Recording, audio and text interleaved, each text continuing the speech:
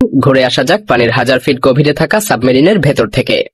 নৌসেনাদের ওপর কোন দেশের নিরাপত্তার দায়িত্ব অর্পিত থাকে দুইটি ধাপে, একটি পানির উপরিভাগে আর অন্যটি পানির গভীরে। দেশের নিরাপত্তার জন্য নৌসেনারা পানির প্রায় 1000 ফিট গভীরে মাসের পর মাস কাটিয়ে থাকে। আর এই বিশেষ দায়িত্বের জন্য সৈনিকদের ইচ্ছা, লক্ষ্য, ট্রেনিং এবং মেডিকেল কনফিডেন্টের উপরে জোর দেওয়া হয়। আর এদের মধ্যে কেবলমাত্র উৎকৃষ্ট সৈনিকদেরকেই বাছাই করা হয়। মাসের পর মাস ধরে পানির শত শত ফুট গভীরে সাবমেরিনের মধ্যে আটকে থাকা মোটেও সহজ কাজ নয়। নৌসেনাদের জীবন কতটা কঠিন তা কিছুটা হলেও বুঝতে পারে সেনাদের পরিবার। নৌসেনারা যখন কোনো মিশনে যায় তখন তাদের পরিবারের সদস্যরা জানতেই পারে না যে তাদের প্রিয় মানুষটি কতদিনের জন্য আর কোথায় মিশনে যাচ্ছে, আর সে কবেই বা ফিরে আসবে। পরিবারের মানুষগুলো শুধুমাত্র এতটুকুই বুঝতে পারে যে তারা দেশের সেবার জন্য নিজেদের কর্তব্য পালন করতে যাচ্ছে।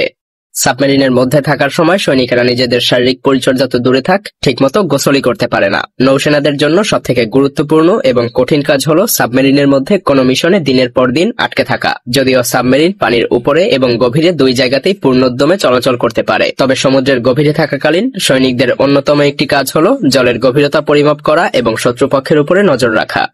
বলা যায় সাবমেরিন মিসাইল বা রকেট লঞ্চারের চাইতেও মারাত্মক ভয়াবহ হয়ে ওঠে, আর তাই তো সাবমেরিন শত্রুপক্ষের জাহাজের জন্য সবথেকে বড় হুমকি হয়ে দাঁড়ায়। সাবমেরিনে থাকা নৌসেনাদের উপস্থিতি কেউ বুঝতেই পারে না, আর নৌসেনারা এই সুযোগটাই কাজে লাগিয়ে শত্রুপক্ষের ঘাঁটিতে আঘাত হেনে সবকিছু ধ্বংস করে আবার ফিরে আসে। হয়তোবা ভাবছেন এটা বেশ সহজ, কিন্তু এটা আপনার কল্পনার চাইতেও অনেক বেশি কঠিন।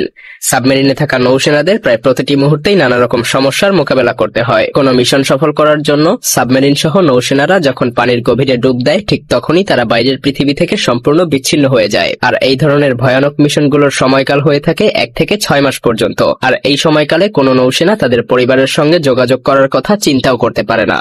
জানলে অবাক হবেন যে শত শত ফুট জলের গভীরে ডুব দিয়ে চারপাশে প্রচুর পরিমাণ পানি থাকা সত্ত্বেও সাবমেরিনে থাকা নৌসেনারা দিনের পর দিন গোসল করতে পারে না। কখনো কখনো প্রায় 3 মাসের মিশন শেষ করে সৈনিকেরা জলের উপরে এসে একবার গোসল করার সুযোগ পায়। এর কারণ হলো সাবমেরিনের মধ্যে যথেষ্ট বিশুদ্ধ পানির অভাব। সেই সাথে প্রতিদিন একজন নৌসেনা মাত্র 3 থেকে 4 মগ পানি ব্যবহারের সুযোগ পায়। আর এমন কঠিন পরিস্থিতিতে সার্ভাইভ করার জন্য নৌসেনাদেরকে ডিসপোজেবল কোট পরিধান করতে হয়, আর এগুলো 2-3 দিন ব্যবহারের পরেই সেগুলো ফেলে দিতে হয়।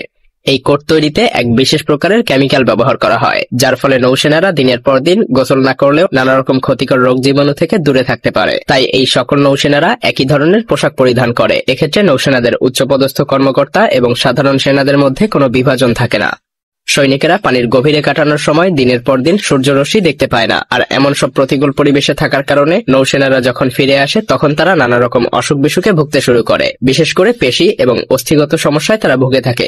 শুধুমাত্র এতটুকুই নয়, সাবমেরিনে থাকাকালীন নৌসেনারা ঠিকভাবে খেতেও পারে না, কারণ সাবমেরিনের অভ্যন্তরে পরিবেশনকৃত খাবারগুলো যেমন ভাত, রুটি, ডাল, তরকারি কোনো রকম মশলা ছাড়াই প্রস্তুত করা হয়। টিনের কৌটায় প্রস্তুতকৃত খাবারগুলো বহুদিন ধরে প্রিজার্ভ করে রাখা হয়, যার ফলে খাবারগুলো টাটকাও থাকে না। তাছাড়া খাবার তৈরির সময় কুকদেরকে এটাও খেয়াল করতে হয় যেন ধোয়ার পরিমাণ খুব বেশি না হয়। আর তাই যতটা সম্ভব সাদাসিধেভাবেই শুধুমাত্র খেয়ে সার্ভাইভ করার মতো খাবার প্রস্তুত করা হয়।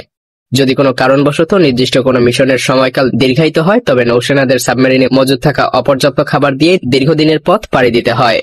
সাবমেরিন যখন কোনো মিশনে পানির গভীরে একবার ডুব দেয়, তখন অভিজ্ঞ ডক্টর এবং প্রাথমিক মেডিকেলের অনেক জিনিসপত্র সঙ্গে নেওয়া হয়, যাতে করে যদি কোনো নৌসেনাদের বমি বা মাথা ঘোরার মতো কোনো রোগব্যাধি দেখা দেয় তবে যেন ট্রিটমেন্ট করা সম্ভব হয়। শুধু এতটুকুই নয়, সাবমেরিনের অভ্যন্তরে প্রচুর পরিমাণ অস্ত্রশস্ত্র এবং জিনিসপত্র থাকার কারণে নৌসেনাদের ঘুমানোর জন্য পর্যাপ্ত জায়গাও থাকে না। তাছাড়া সাবমেরিনের মধ্যে নৌসেনাদের ঘুমানোর জন্য নির্দিষ্ট কিছু সময় বেঁধে দেওয়া হয়। মিশন চলাকালীন নৌসেনারা সর্বোচ্চ 4 থেকে 5 ঘন্টা ঘুমানোর সুযোগ পায়। বেশিরভাগ সাবমেরিনে